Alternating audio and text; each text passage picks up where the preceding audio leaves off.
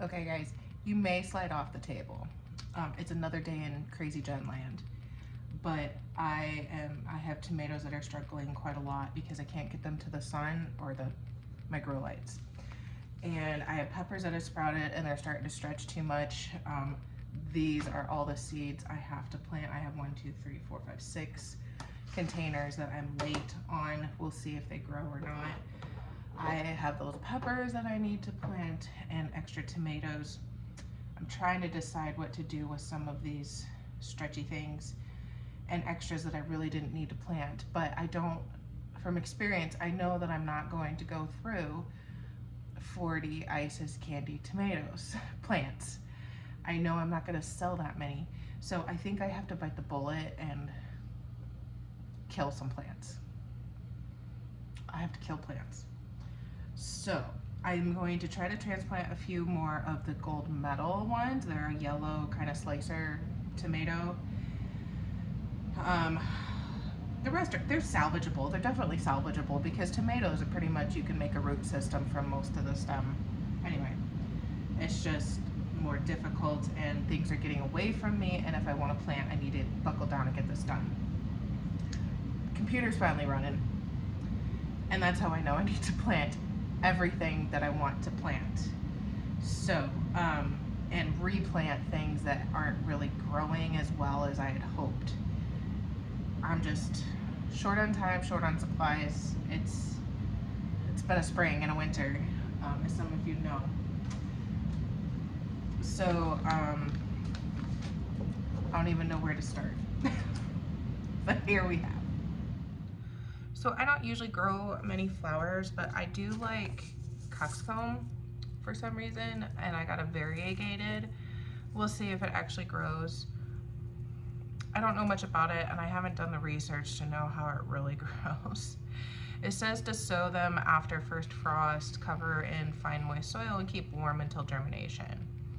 Grow in full sun. And they're good for drying and fall decorations, so that's another reason. Where if the plant sales go and, you know, I don't think I'm gonna do like a formal plant sale. I think I'm just gonna put something out by the side of the road and people can grab from there. But, you know, during the summer, if we have extra produce, I might throw out there, or flowers, you know, see if that's anything people are interested in. Odds are no, but I don't know what's gonna happen over the summer. And like I said, I just like these. I got them at Baker Creek, so I'm gonna grow them. I did get some zinnias. I don't remember, I must have gotten them last year.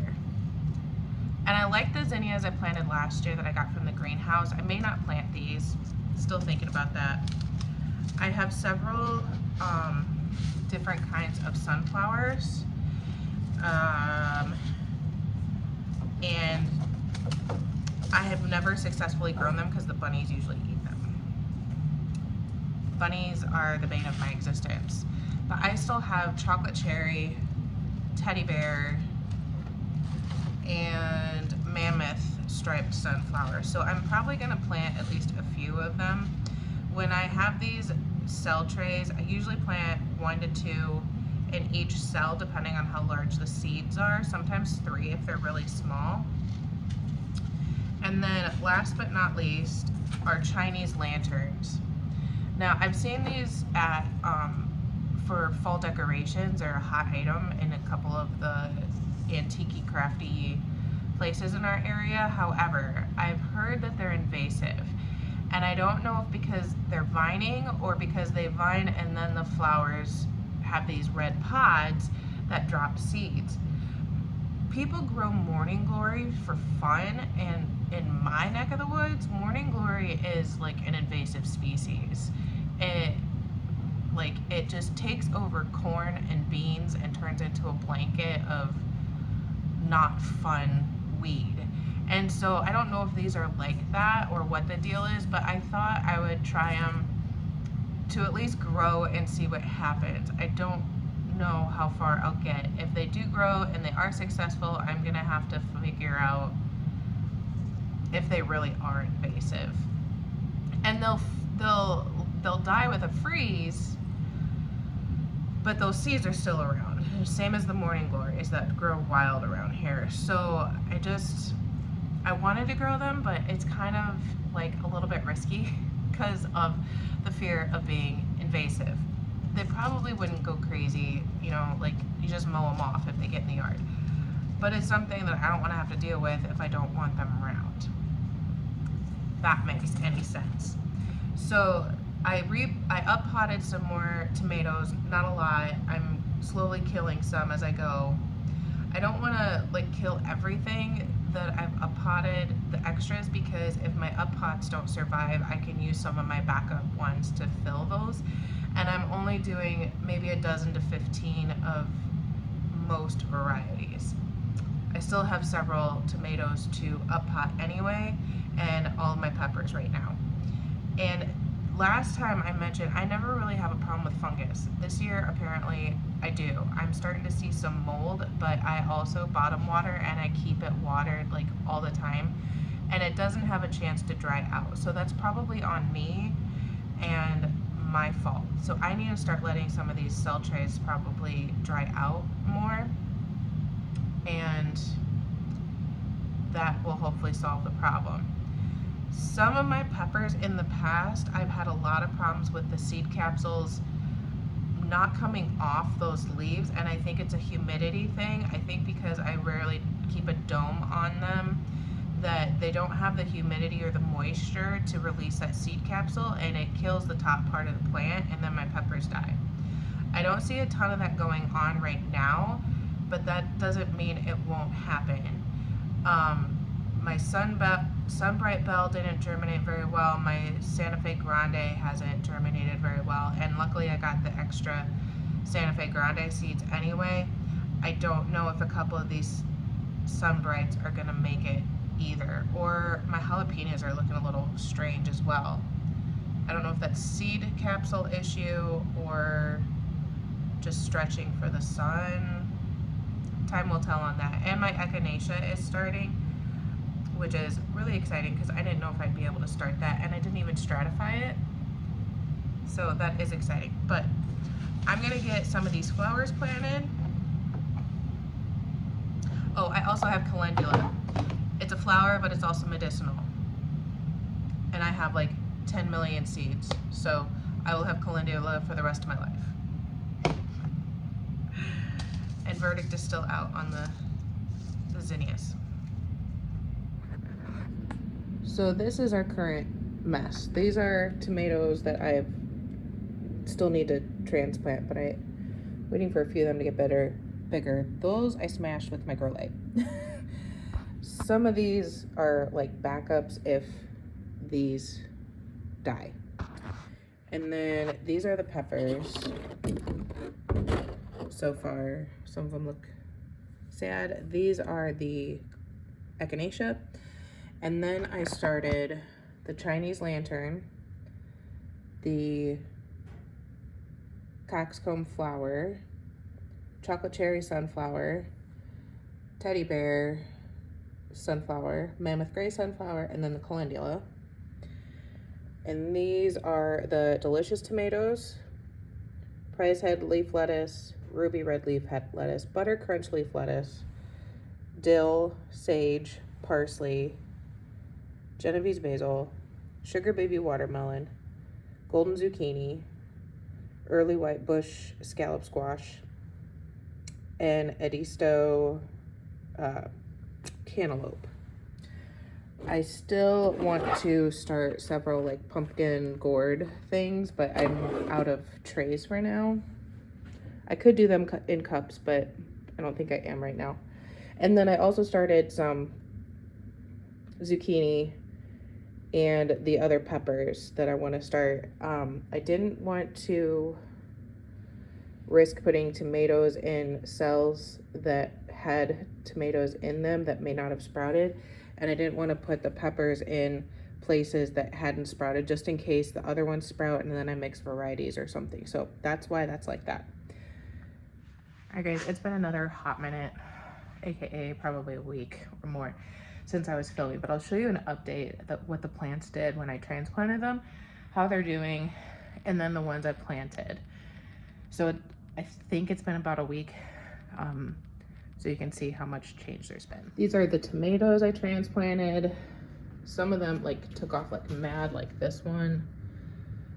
Some of them are still pretty tiny.